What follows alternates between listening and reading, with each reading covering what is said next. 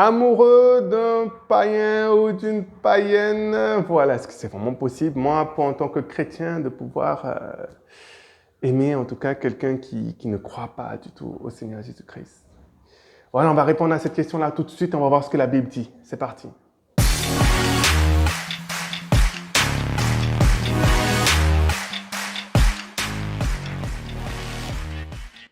Amoureux d'un païen ou d'une païenne, voilà, c'est des choses en tout cas qui peuvent arriver aux jeunes qui sont donc confrontés et qui peuvent, voilà, parfois avoir ce sentiment fort qui existe pour quelqu'un donc qui n'est pas en Jésus-Christ. Donc on va voir rapidement un peu qu'est-ce que la Bible nous dira sur ce sujet et la réponse est très claire. La Bible dira tout simplement que tu ne dois pas te marier avec quelqu'un qui n'est pas chrétien.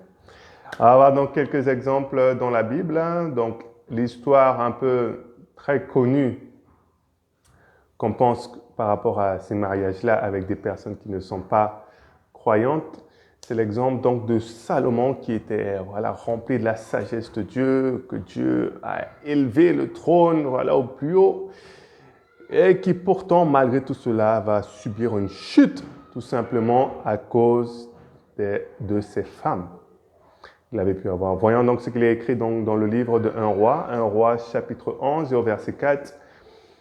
À l'époque de la vieillesse de Salomon, ses femmes inclinèrent son cœur vers d'autres dieux et son cœur ne fut point tout entier à l'Éternel, son Dieu, comme l'avait été le cœur de David, son père.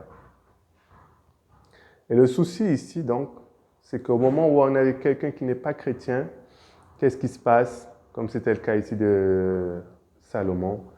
Les personnes vont abandonner le Seigneur Jésus-Christ pour aller après servir d'autres dieux. Abandonner la vie éternelle. Et d'ailleurs, c'est un commandement qui était donné avant même dans la loi de Moïse pour dire n'allez pas vous mélanger aux autres qui ne sont pas chrétiens. Regardez ce qu'il est écrit avec moi dans le livre de Deutéronome au chapitre 7 et au verset 3. Tu ne commettras point de mariage avec ces peuples. Tu ne contracteras point de mariage avec ces peuples, tu ne donneras point tes filles à leurs fils, tu ne prendras point leurs filles pour tes fils. Verset 4, car ils détourneraient de moi tes fils qui serviraient d'autres dieux, et la colère de l'Éternel s'enflammerait contre vous, il te détruirait promptement. Voilà ce qui est arrivé, en tout cas avec le roi Salomon. Voilà, c'est des versets donc un peu dans l'Ancien Testament. Si on regarde maintenant dans le Nouveau Testament, c'est réitéré dans le livre de 1 Corinthiens, chapitre 7 et au verset 39.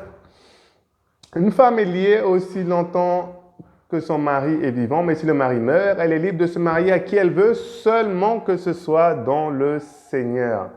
Donc, dans l'Ancien Testament, il dira donc, ne vous mariez pas avec ceux qui ne sont pas chrétiens. Et dans le Nouveau Testament, il répète, si tu veux te marier, fais-le, mais fais-le avec des personnes qui sont dans le Seigneur, c'est-à-dire qui croient au Seigneur Jésus-Christ. Donc, malheureusement, voilà, comme une le dit, il faudra donc voilà, couper cette relation que tu pouvais avoir pour pas que toi, à la fin, tu puisses te perdre.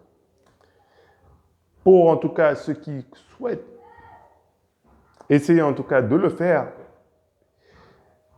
c'est possible en tout cas pas forcément d'avoir une relation amoureuse, mais c'est possible de essayer d'amener la personne à Jésus-Christ. Et encore, ça ne se fait pas de n'importe quelle manière. Tu peux en tout cas évangéliser la personne. Tu peux donc lui parler du Seigneur Jésus-Christ. Ça reste toujours dans un bon cadre, si vous êtes toujours dans un lieu public. Mais entrer en tout cas dans les relations amoureuses ou affectives alors que la personne n'est pas sauvée encore, ça c'est une erreur qui peut payer très cher à la fin. Et donc c'est important d'abord d'emmener la personne à Jésus-Christ et le conseil que je donnais aux filles surtout, c'est donc plutôt laisser ce garçon-là en tout cas voir d'autres garçons chrétiens qui pourront l'aider parce que souvent en tout cas les garçons parfois profitent un peu de la naïveté des filles qui vont penser qu'il est chrétien alors qu'il fait ça tout simplement pour que tu puisses, pour avoir accès à toi alors que ce n'est pas la réalité. S'il veut vraiment Jésus-Christ, il va aussi accepter de voir un autre garçon qui pourra l'aider. Voilà. Donc, surtout ce côté-là avec les filles où c'est un peu plus fort. Voilà. En tout cas, les garçons aussi, bien entendu, n'allez pas dans un coin, tout ça. Mais c'est important en tout cas de faire attention avec ça, hein. Vous avez pu voir, hein, pour ceux qui font de l'évangélisation, vous avez pu remarquer que parfois les filles ont beaucoup plus de succès que nous, hein. Tu te dis comment. Et parfois, tu vois un peu rapidement la raison pourquoi certains vont plus l'écouter, surtout les garçons. Bon, bref, c'est ça en tout cas. Choisissez quelqu'un dont le Seigneur Jésus-Christ. Et voilà, le monde n'est pas si petit que ça. Voilà, il y a d'autres églises, il y a d'autres personnes aussi. Et les perles rares existent encore de nos jours.